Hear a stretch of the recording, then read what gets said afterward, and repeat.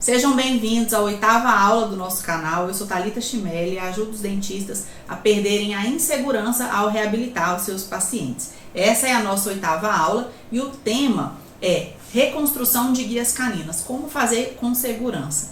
Curte esse vídeo, se inscreve no canal para você não perder nada. Toda terça-feira, meio-dia, temos aulas novas aqui para você e solta a vinheta.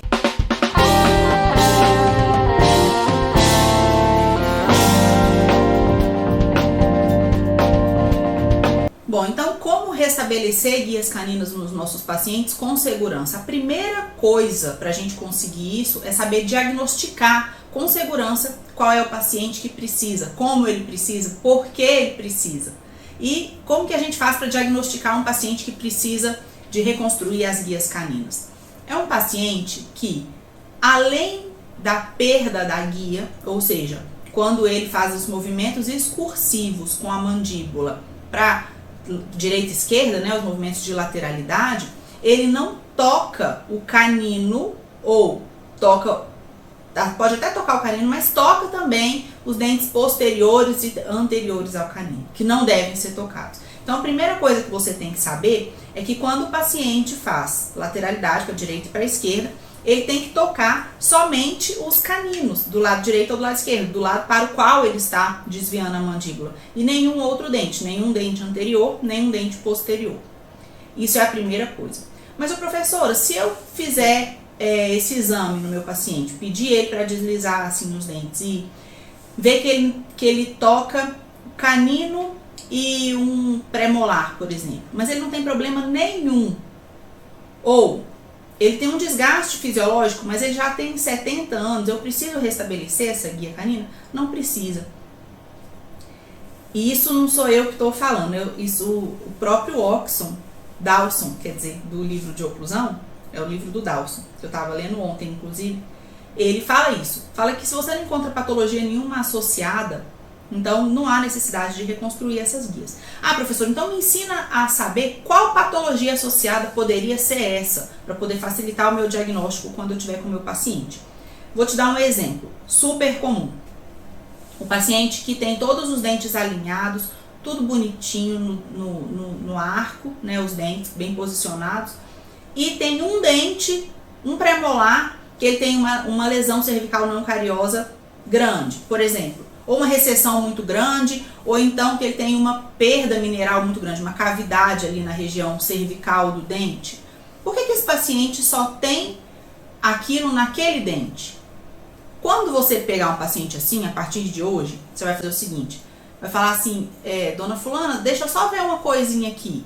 Escorrega o dente pro lado de cá, pro lado que tem o dente lá com a lesão. Aí ela vai. Você vai ver que ela toca naquele dente ao escorregar a mandíbula. Então, aquele dente, um premolar com um LCNC, com lesões cervicais não cariosas, tá? Que é o exemplo que eu tô dando. Você vai ver que aquele dente, ele tem aquele problema por uma interferência oclusal, uma interferência oclusal em lateralidade. Então, nesse caso, se eu não fizer nada, o que vai acontecer? Aquela recessão só vai aumentar, a sensibilidade vai aumentar, perda óssea desse dente vai aumentar, a lesão cervical por perda mineral, né, a bifração vai aumentar. Então, eu preciso fazer alguma coisa. E o que eu vou fazer? Ah, professor, é lógico, né, tá com recessão, vai recobrir com tecido gengival. Se tem perda mineral, vai reconstruir com resina, fazer uma restauração de resina. Sim, mas se você não tirar a interferência oclusal, tudo isso vai ser inútil, porque a restauração vai soltar, né? A recessão vai continuar. Então, não vai nem, na verdade, a cirurgia de recobrimento não vai nem ter sucesso. Então, é muito importante que a gente saiba que eu preciso de colocar o canino para trabalhar. O canino é que tem que estar trabalhando, porque aquele dente lá, ele não é para fazer esse tipo de trabalho, né? De receber forças excursivas em lateralidade ali. Então, eu preciso tirar esse dente de contato. E como é que eu faço para tirar? Não vou desgastar ele, eu vou acrescentar no canino, que provavelmente já foi desgastado, né? Ah, professor, entendi. Esse caso aí, eu tenho vários no meu consultório, eu vou saber identificar direitinho. Esse aí eu tô segura. Então, eu vou te falar mais um. Aquele paciente que você faz ele tem um desgaste no incisivo central, e aí o incisivo central é parecendo que é quebradinho assim no incisal, ele foi te procurar porque queria melhorar a estética do sorriso. Aí você, linda e plena, que já fez cursos de resina e tudo, vou fazer uma resina linda aqui. Aí você faz lá a resina, o paciente vai embora, poucos dias depois, doutora, quebrou de novo. Não é possível. Aí faz de novo, quebrou de novo. Aí você me liga desesperado, manda mensagem pra mim no direct do Instagram desesperado. Professora, eu tô usando Clearfiel, isolamento absoluto, jato de óxido de alumínio, não sei mais o que fazer, minha resina é a melhor, a mais cara, e essa paciente, eu não tô mais nem dormindo com essa paciente, ela não me deixa em paz.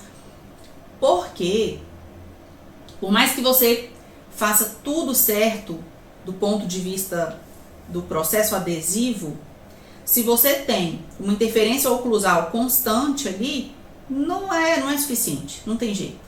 Né? Da mesma forma que se você tiver uma oclusão perfeita, mas se você faz um procedimento adesivo igual ao seu nariz, também não vai dar certo, né? Então, o que eu tenho que fazer nesse caso dessa paciente? Reconstrói a guia canina dela. Reconstrói a guia, porque aí você vai ver que quando ela fizer lateralidade, ela não toca mais aqui no central. Então, se ela não toca no central, ela não vai quebrar essa restauração. Quantos pacientes eu já impressionei por causa disso? Porque o paciente fala, doutora, essa aqui nem adianta, eu falo assim, você tem um quebradinho aqui no dente, né? Mas sempre eu faço, sempre quebra. Aí eu vou falar, não, mas vamos fazer. Aí o paciente já pensa, eu vou gastar dinheiro e vai quebrar de novo. Aí eu falo, vamos fazer, você nunca fez comigo, vamos fazer, aí eu explico o canino, a interferência e tudo, aí faço e nunca mais quebra. E o paciente fica encantado, pega uma confiança muito grande, aí indica todo mundo. É assim que a gente constrói a nossa carreira, né? Então, essas dicas são muito valiosas, tá bom? Inclusive, se você não tá lá no grupo do Telegram, que fala, né, dessas aulas aqui toda terça-feira, meio-dia, se inscreve lá, porque aqui tem café no bule, como eu falo lá no meu Instagram, tá bom? Outra coisa, mobilidade. Às vezes só um molar tem mobilidade, só um molar tem perda óssea, mas por que só esse dente tem essa perda óssea? O paciente não escova, tá. Mas ele não escova o quê? Só aqui? Ele pula esse dente, ele escova todos os dentes e pula isso? Não. Então, pode olhar, quando o paciente for fazer lateralidade, provavelmente ele está arrastando em cima do molar e não toca no canino, esse molar está recebendo muita força e está perdendo o osso. Ou, caso da paciente que eu vou mostrar para vocês hoje, a paciente tem um desgaste grande no segundo molar, nas vertentes externas das cúspides vestibulares de um segundo molar inferior. O que é isso? É porque ela range os dentes, tá, mas ela só range esses? Aí quando você vai ver, realmente ela só range esses, porque ela não toca os caninos, aí esses dentes recebem mais força, né? Então, se eu deixar assim, o que vai acontecer com essa paciente? Ano que vem ela volta, ano que vem, daqui 5 anos, ela já tem dentina exposta, extrusão, porque à medida que o dente vai desgastando, o outro vai extruindo, e aí vai bagunçando a oclusão toda. Então eu não posso deixar isso acontecer. Como que eu faço para proteger esse molar? Põe uma placa. Sim, porque a paciente tem parafunção, vou mesmo colocar a placa. Só que antes da placa, eu preciso reconstruir a guia canina dela. Até porque senão a placa não vai encaixar. Então tem que ser feito isso antes, né? Essa reconstrução das guias tem que ser feito antes da placa da placa acrílica rígida, né? Que eu vou fazer para ela. Agora, professor, se ela vai dormir de placa, então ela não vai encostar os molares mais. Então você não precisa mais fazer a guia canina. Preciso, sabe por quê? Porque durante o dia a gente faz movimentos excursivos o tempo inteiro, para falar, para mastigar. Então, e também até a parafunção diurna, né, que a paciente tenta controlar, mas às vezes não consegue, no momento que está estressado, está dirigindo, está na academia, aí vai fazer o movimento e vai acabar desgastando mais ainda, né, aquele dente. Então, é o que eu recomendo para vocês. E é isso.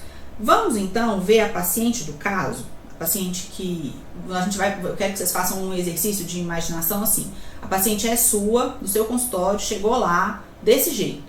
Você fez o exame clínico dela. E agora, o que você vai fazer? É esse passo a passo que eu vou te ensinar, tá bom? Então vamos fazer primeiro o diagnóstico da paciente. Vamos entender qual é o problema da paciente.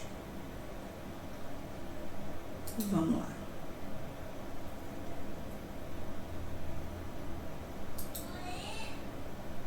Aí você fala assim, professora, o dente dela é até bonito. Não tô assim vendo muita... Cadê desgaste que eu não tô vendo? Que a gente, quando pensa em desgaste, né, de dente... Assim, na região anterior, a gente pensa logo na região anterior, né, os dentes aqui tudo desgastadinho, tudo não é o caso dela. Mas eu não vou olhar só pro dente anterior, eu vou fazer um exame, né, de todos os dentes, né? Eu sou uma dentista competente. Então, olha lá a paciente, eu vou pedir para ela fazer lateralidade, ó, fez lateralidade, você vê que ela nem toca o canino. E por não tocar o canino do lado direito, que é o lado para o qual ela está fazendo a lateralidade, olha o tamanho do desgaste que ela tem no molar que está fazendo a função do canino, do molar que está guiando o movimento de lateralidade. Então, veja lá de novo, na hora que ela arrasta, ó, o canino não encosta, mas o molar lá atrás encosta e olha como ele já está. Então, isso é um alerta para mim que eu preciso reconstruir a guia canina dessa paciente. E agora, do outro lado, ó, do outro lado, eu peço para ela fazer do outro lado, ela fez sempre assim, né, o paciente, agora que ela conseguiu lá, fez lá para a esquerda. E veja lá o desgaste também nos molares e mais importante ainda, vou até colocar de novo aqui pra gente ver.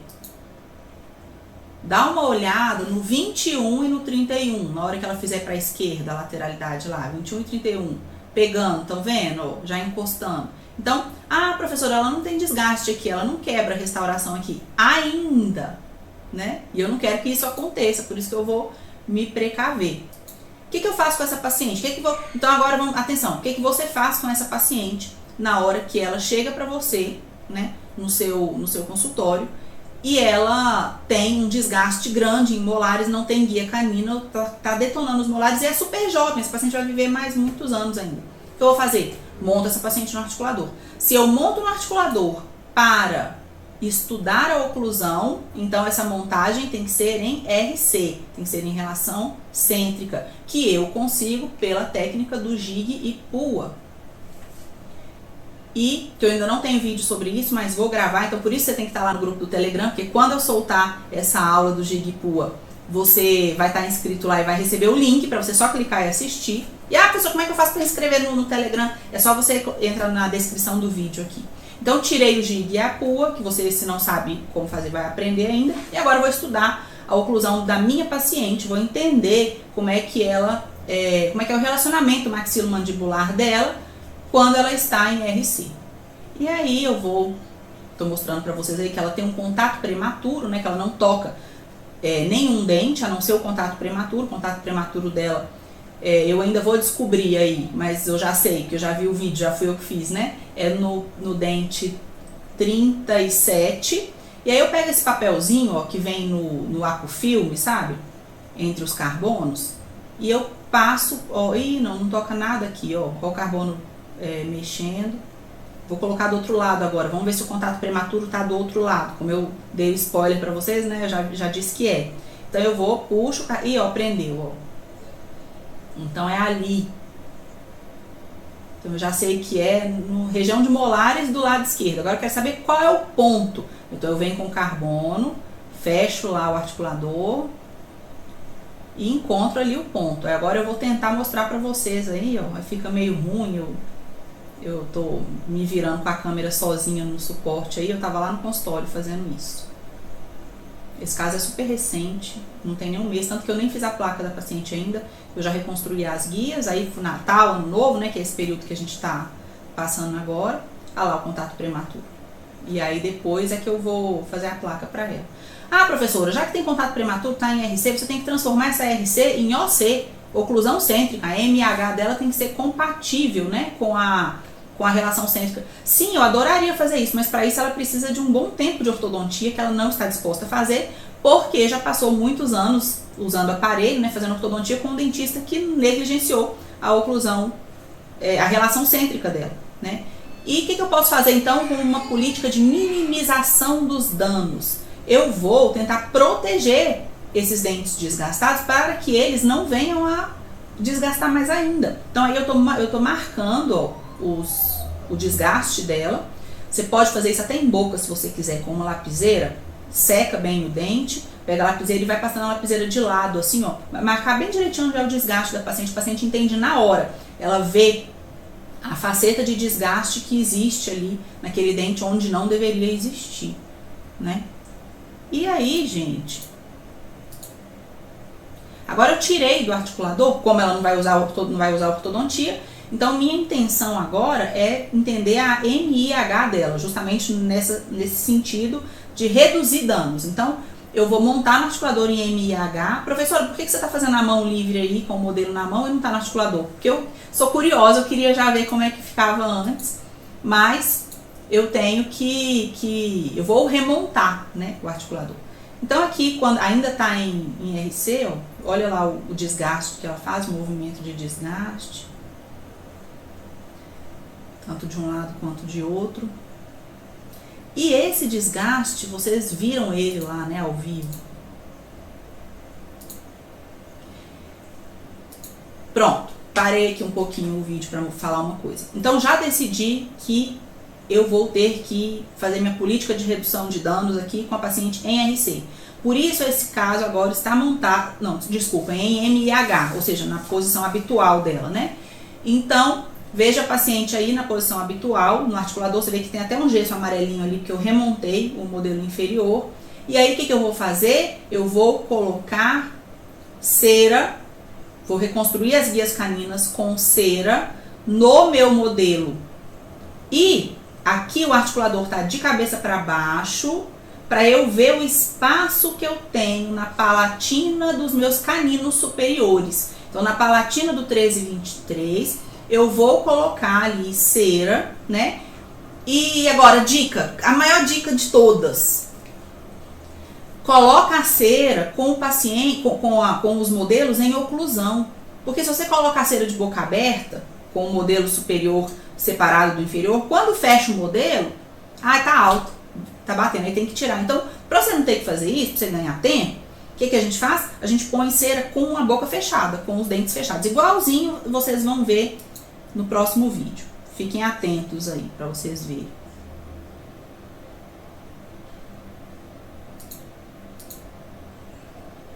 Olha lá a cera, ó. Coloquei a cera unindo os dois caninos, né, de um lado e de outro, mas em oclusão. Mas não vou deixar assim, lógico que não, né? Agora eu tiro o modelo inferior e aí eu vou depois pegar uma espátula e eu vou fazer uma anatomia nesse dente. Mas agora eu faço anatomia nessa guia, né? Mas agora eu faço a anatomia tranquila. Por que eu vou fazer tranquila essa anatomia? Porque eu já sei que não vai ter interferência oclusal em MIH, ou seja, quando o paciente fechar, não vai ficar alto. Por que se quando eu comecei a fazer as guias, eu fiz ela com o paciente de boca fechada? Então eu já garanti isso. E aí eu vou só melhorando a anatomia, melhorando a forma, né, deixando mais delicado, não vou deixar uma bolota de cera aí. E no próximo vídeo, que vocês vão ver aí, ó, já está pronto. Então olha que delicado que fica, né? Funcional, delicado e sem interferência na estética da paciente, nesse caso. E aí eu vou fazer agora as muralhas de silicona. Vejam bem, eu preciso transferir isso que eu fiz na boca, do mesmo jeitinho para... Não, isso que eu fiz no articulador para a boca. O que adianta eu fazer aqui tudo perfeito no articulador? Agora na boca eu vou fazer a mão livre. Não serve para nada, não serviu para nada, né? Isso. Então é por isso que agora eu tô fazendo essa minha muralha com silicona de adição transparente. Por que transparente? Porque eu vou colocar resina aí dentro, eu quero que a luz passe através dessa silicona, né? Por isso ela tem que ser transparente. Aí a técnica que eu uso é esse Rolopac aí, para poder me deixar mexer na silicona sem grudar no meu dedo, né? E eu consigo adaptar bem a silicona ali no lugar que ela tem que ficar, né? E aí depois, ó, eu pego essa silicona, ponho na água quente. Por quê? Porque senão ela não endurece. Essa silicona que eu tô usando é da marca Elite, da Zermac, né? O nome é Elite. E aí, mas se você tiver uma que não precisa de água quente, ótimo. Não precisa estar quente não, tá, gente? Uma água morninha. Espera um pouquinho, tira o Rolopac, ó. E aí você consegue tirar a sua muralha de silicona para você levar para a boca e reproduzir em boca o que você fez no modelinho de gesso. Olha lá, tirando a muralha, ela fica meio molinha, mas dá para trabalhar tranquilo. Olha lá. Pronto, eu tiro essa casquinha e essa muralhazinha de silicona. E agora eu vou provar a minha muralha, né, no meu paciente, para ver se na minha paciente, para ver se tá encaixando direitinho, né? Cuidado para não confundir essas guias depois, viu, gente? A direita põe na esquerda, põe ao contrário. Confusão que a gente arruma, né? Então tem que estar bem atento aí nesse momento. Tira do modelo, põe na boca. Tirou da boca, volta pro modelo, que é para não correr o risco de trocar. Pronto, encaixou ali direitinho. Já sei como é que eu vou fazer. Só que eu não vou fazer assim sem isolar, né? Vocês sabem que eu sou a louca do isolamento. Na verdade, o certo é fazer isso, tá? Façam isso, sejam assim também. Eu isolei. Agora eu vou passar ácido nos caninos. Lembrando que eu sempre vou passar ácido numa área maior do que a área que eu pretendo aderir a minha resina. Para evitar o quê? Manchamento marginal. Se a minha resina fica com a margenzinha dela num lugar onde não houve condicionamento ácido, o que vai acontecer? Vai manchar, né? E eu não quero que aconteça isso. Então, condicionamento ácido aí sendo feito. Eu gosto muito desse ácido Ultra Et da Ultradente. Acho ele bom. É o que eu tenho usado nesse momento.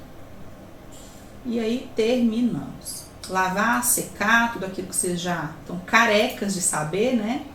E aí agora, adesivo. Tô usando só o adesivo, não precisa do primer, tá? Porque não tem dentina. O primer sempre a gente vai passar só em dentina. No caso é o Clearfill. Eu gosto muito desse pincelzinho aí dele. Eu tô viciada nesse pincelzinho, não tô mais querendo usar microbrush. E coloquei essas tiras de poliéster para separar, para individualizar os dentes, né? Para não correr o risco de colar um dente no outro. Deveria ter colocado até antes de passar o ácido, mas eu esqueci. É difícil fazer o procedimento pensando em gravar e enfim, né? Um monte de coisas aí. Mas coloquem antes. Pronto, agora eu tô com a minha muralha de silicona de adição transparente.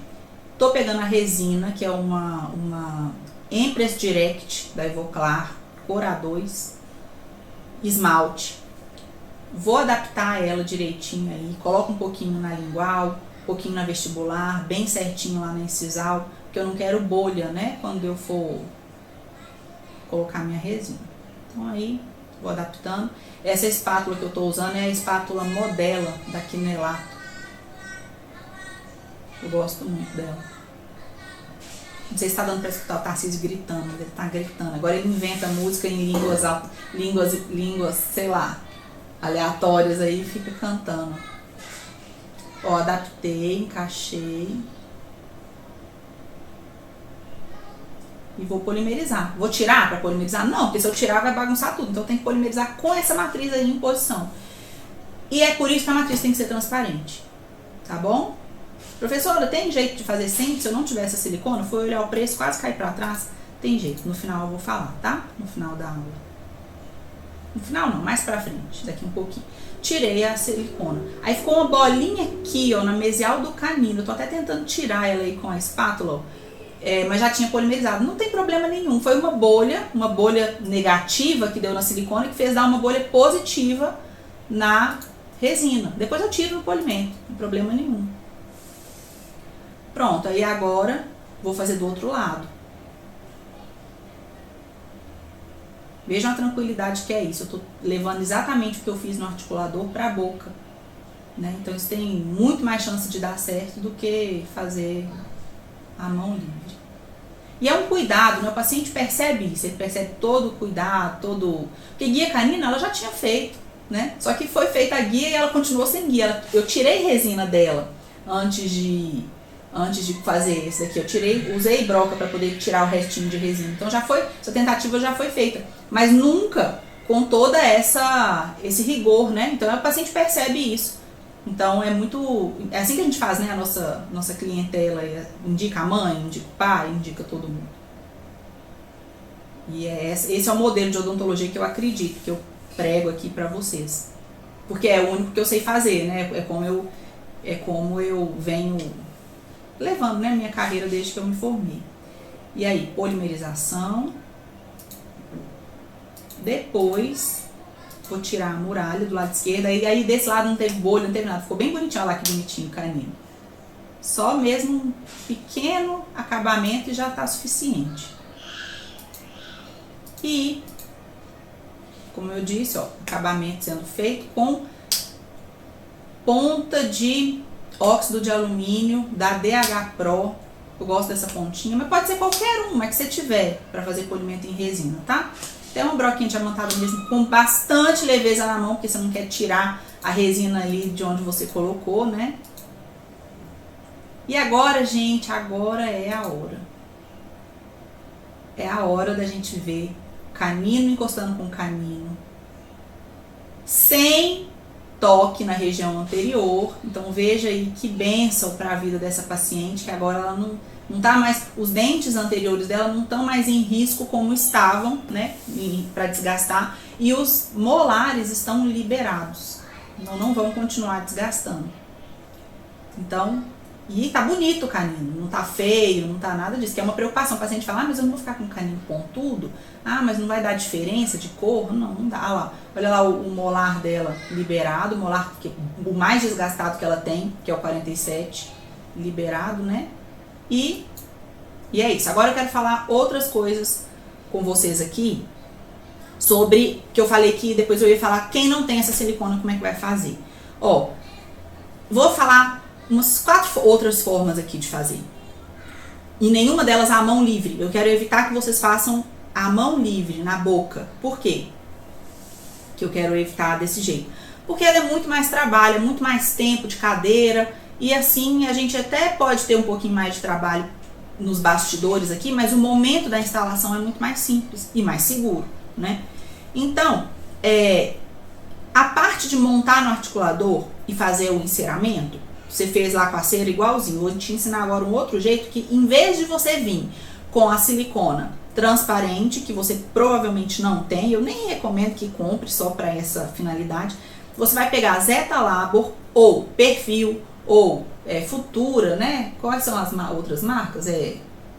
Optosil, qualquer silicona densa, seja de adição ou condensação. Melhor condensação, que é mais barato. Não há necessidade de ser adição para esse procedimento. E aí você vai pegar ele e você vai fazer uma cobrinha e vai colocar só na palatina do modelo, tá? Espera endurecer. Tomou presa, né, a silicona, corta ali na incisal, rente a incisal, coloca a resina, leva na boca, polimeriza. Professora, mas não deixa passar a luz. Por isso que você não vai fazer tampando a vestibular e a lingual. Você vai fazer só na lingual. E aí na vestibular você faz a mão livre, mas aí é só a vestibular, não tem... A parte mais importante você fez com uma guia, né? Uma guia precisa de silicone, com uma muralha de silicona precisa. Então pronto, essa é uma forma de fazer. Igual quando vai fazer reconstrução em resina com a palatina. Qualquer dia eu vou fazer, quando eu tiver um paciente, eu vou gravar um outro vídeo desse mostrando essa outra técnica. Por isso que você tem que estar lá no Telegram, para você não perder nenhum vídeo que eu for colocar e você sempre aprender. Então essa forma aí existe com silicona de condensação densa. Agora eu vou ensinar outra forma, que é você fazer a própria resina no modelo de gesso, pegar a resina e colar lá na boca do paciente. Por que eu não gosto muito? Porque como eu quero testar quero ver os movimentos e tudo, se eu colocar uma resina e depois eu falar, não, aqui eu vou ter que tirar, eu não tenho como pegar uma espátula igual eu pego com a cera e só tiro lá rapidinho, não. Eu vou ter que fazer o quê? Eu vou ter que pegar a broca, ficar desgastando, aí eu não gosto de fazer por isso. Mas você pode, professor, mas eu prefiro, eu acho mais fácil, não gosto de mexer com cera. Pode fazer de resina no modelo de gesso, tira, depois destaca a resininha lá, a guiazinha sua, e cimenta no dente, tá? Como se fosse uma peça de resina normal. Muito cuidado com 2 coisas se for usar essa técnica. Não deixa grudar no gesso, tá? Não deixa a resina grudar no gesso, então para isso tem que isolar o gesso como? Seu lacre ou Super Bonder. Gosto mais de Super Bonder porque fica mais lisinho, fica brilhante, uma camadinha ali protegendo o gesso para não grudar a resina. Então essa é uma possibilidade, essa é um risco, né? Uma coisa que tem que tomar cuidado, tem que ter atenção. E a outra coisa é contaminação da resina. Porque aí você fez a resina lá no modelo, aí a resina ficou em cima da bancada, aí você pegou com a mão suja de não sei o que. Aí na hora que você vai colar no dente, aí já não, a superfície da resina está contaminada. Como é que eu faço para limpar? A melhor forma de limpar superfície interna de resina que você vai cimentar em boca jato de óxido de alumínio. Ah, não tem o jato, então talvez nem seja bom para você fazer nessa técnica, né? Avalia direitinho. Tem um outro jeito que eu pensei, que vocês, na verdade não é que eu pensei, tem um outro jeito que eu sei que vocês já devem ter ouvido por aí, que é fazer com cola quente, fazer a muralha com cola quente. Tem um problema, não recomendo muito, porque a cola quente derrete a cera. Ah, professora, mas você colocou lá dentro da água quente e não derreteu a cera. Sim, por quê? Porque a cera já estava protegida, né, com aquela muralhazinha de silicona. E é pouco tempo ali, é só para endurecer a cera. Agora, a cola quente, ela tá muito quente. Você sabe que queima se cair na pele. Então, quando você coloca ela em contato com a cera, aquela cola quente de baratinho mesmo, de festa, né, que a gente tem, se você vai e coloca, aí ela derrete a cera e perde o formato que você fez no articulador, né? Então, por isso que não é muito legal. Professora, posso fazer de resina e aí eu faço a capinha de cola quente? Pode, fica até bem barato. Você usa uma resina bem baratinha para fazer a guia no modelo de gesso. Nem precisa isolar, porque você não vai tirar a resina para você polimerizar. Você vai só fazer ali... Você quer, inclusive, que fique grudado. E aí depois você vai com a cola quente, injetando assim, igualzinho eu fiz aqui com a silicona. Nunca fiz assim, tá, gente? Mas sei que dá certo, pela lógica dá certo. E aí você vai, tira aquela casquinha de cola quente e põe na boca. Pode fazer sua resina tranquila. Também é uma possibilidade, é uma forma, tá bom? É muito interessante a gente saber essa questão de guia canina, porque às vezes... Quantas vezes já, não sei se já aconteceu com vocês, mas comigo já aconteceu. E foi uma tortura boa, porque me ensinou e eu nunca mais esqueci. Foi uma paciente que eu ia fazer uma reabilitação e eu planejei para ela colocar as guias caninas. Eram umas 3 coroas, coroa com restauração indireta, posterior, bloco, né? E eu ia fazer tudo isso e também as guias caninas dela. Só que eu deixei, o que eu pensei? Eu falei, eu vou ganhar tempo aqui, eu vou moldando, vou agilizando, vou preparando. E deixa pra eu fazer a guia canina lá quando eu for cimentar, aí eu faço a guia canina dela. Que resultado? Os provisórios não paravam. Por quê? Porque nos movimentos excursivos, ela tocava nos dentes, né, nos posteriores, e fazia quebrar e soltar os provisórios. E virou um inferno aquilo. E aí, o que eu pensei? Eu falei, como eu sou burra, meu Deus, eu devia ter feito a guia canina antes, que eu fiz a guia, faço a guia, a paciente não toca nos posteriores e não tem esse negócio de provisório ficar soltando, e dito e feito. Então... Inclusive, a próxima aula vai ser sobre restaurações indiretas, como ganhar tempo no momento de fazer um tratamento com restaurações indiretas, bloco, coroa, seja o que for, em dentes posteriores. E a gente fica sempre querendo tanto ganhar tempo, mas não pode ganhar tempo desse jeito. Ah, vou deixar para fazer a guia canina depois. Não. Então, assista lá, a próxima aula vai ser a aula 9, tá? E esteja lá no link, como eu já falei umas 1000 vezes esse vídeo, esteja lá no Telegram, para você não perder as aulas. E aí, gente, já se inscreve, o link para se inscrever no Telegram tá na descrição desse vídeo, tá bom? Se inscreve lá e até a próxima aula. Um beijo!